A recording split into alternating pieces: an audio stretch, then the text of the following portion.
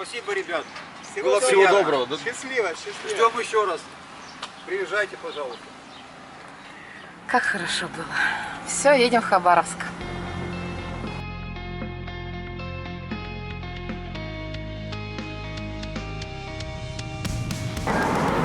Сделали остановку Лучегорск, едем дальше. Нам ехать еще чуть больше 3 часов. Тугис показывает 254 километра.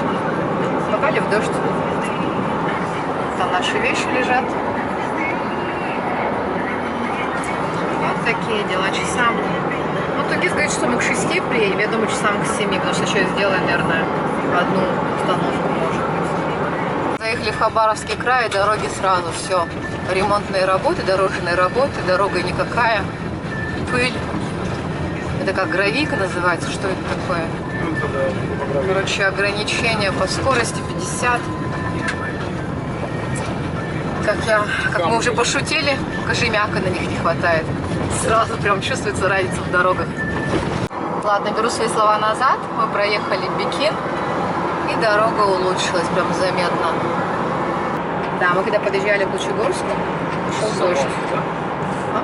После заправки, да, пошел дождь. Вот.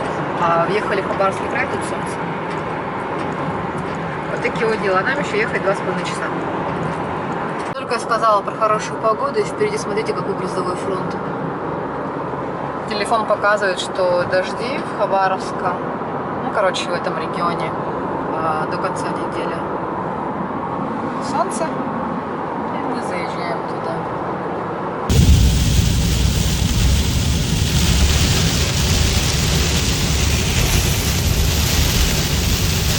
Приедет, ждет туман.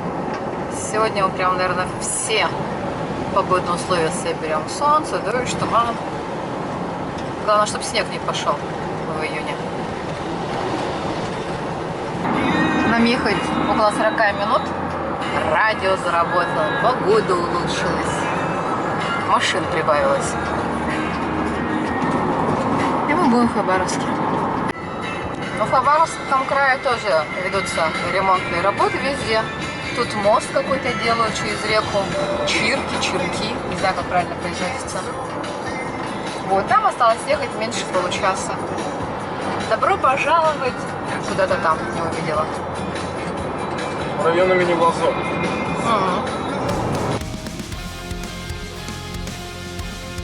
Пригород, село Ильинка. Забронировали вот эту вот гостиницу на островке. Выглядит прилично. Вон там у них вход. Тут также есть парковочные места, закрытая парковка для машин. Здесь курилка. У нас номер на 3-м этаже. Вход по лицу. Номер выглядит вот так. Ну, во-первых, начнем с того, что здесь вход по лицу.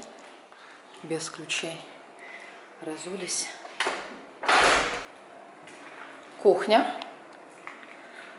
Чайник, мультиварка, микроволновка, стиралка. Двухспальная кровать. Площадь номера, по-моему, 30 квадратов. Плазма, комод, стол, холодильник. Включили кондер. Мы на 3-м этаже. Вид из окна. Вот такой вот. И что-нибудь приготовить. Я не знаю, поедем в магазин за продуктами или нет. В общем, мне нравится. Цена номера 2900 с чем-то. Там типа 2990, 2950, что-то такое. В целом, мне нравится, хороший номер. За эти деньги это прям вообще хорошо.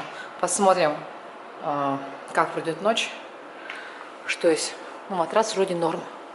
Будет ли тихо, будет ли ок. Может, какие-нибудь запахи посторонние появятся. Ну все, мы уезжаем из гостиницы. Сейчас поедем в центр Хабаровска, погуляем пару часов и потом в Биробиджан.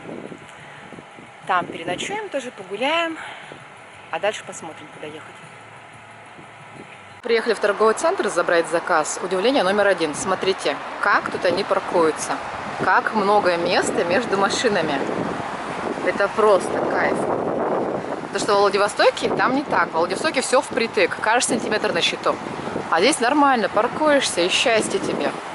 Как стоят машины, какое между ними расстояние.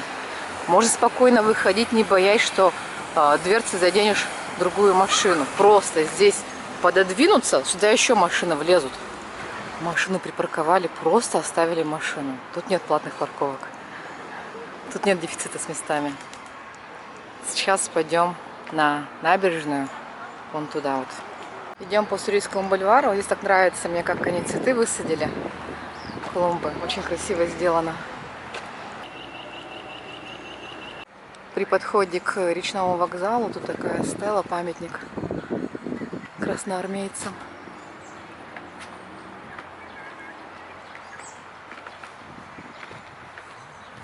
Озеро Хасан, Приморское. Вот здесь Великая Отечественная война. Здесь пограничники. Афганистан.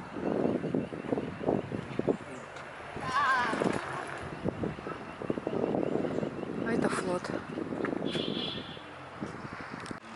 И скорее всего тут вечный огонь. Сейчас мы его найдем. Нет.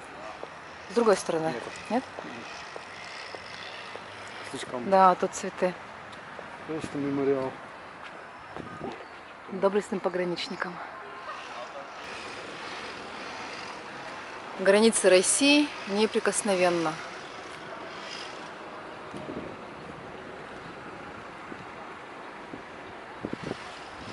Это был сквер пограничной славы, а мы зашли с другой стороны. Такой здесь речной вокзал. Он такой маленький. Я ожидала увидеть что-то как... Ну, не как морвокзал, конечно, в Владивостоке, но побольше. Он как в Якутске, мне кажется. Малюсенький. В вокзал мы не попали, потому что здание, оно, не знаю, там реконструкция или что. Короче, туда входа нет. А мы сейчас идем на набережную. Тут все огорожено. Надеюсь, дойдем.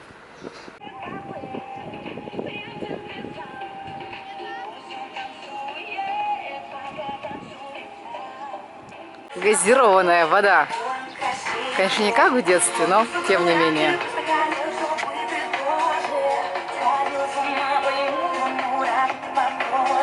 Груша, дыня 70 рублей. Вода. На набережной стоят туалеты. Свободно или занято, непонятно. Ну и терминал не работает. Карты временно не принимают. И туалеты тоже закрыты. Вот такие вот дела.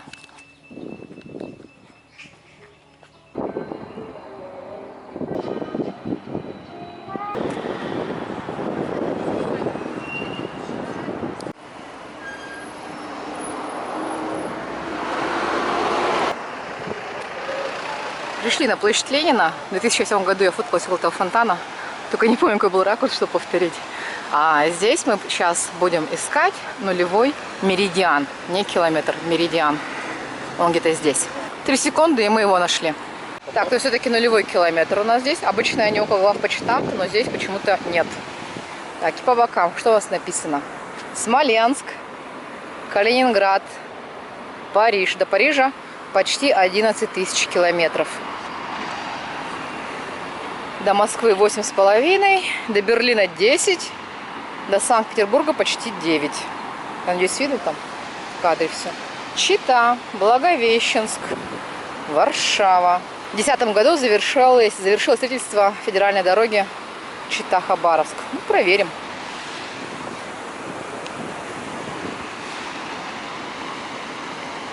Биробиджан 176 километров, до Владивостока 756, откуда мы и приехали.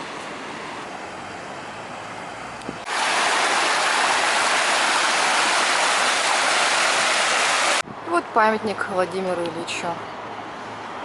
Коммунизм есть высшая ступень развития социализма, когда люди работают из сознания необходимости работать на общую пользу.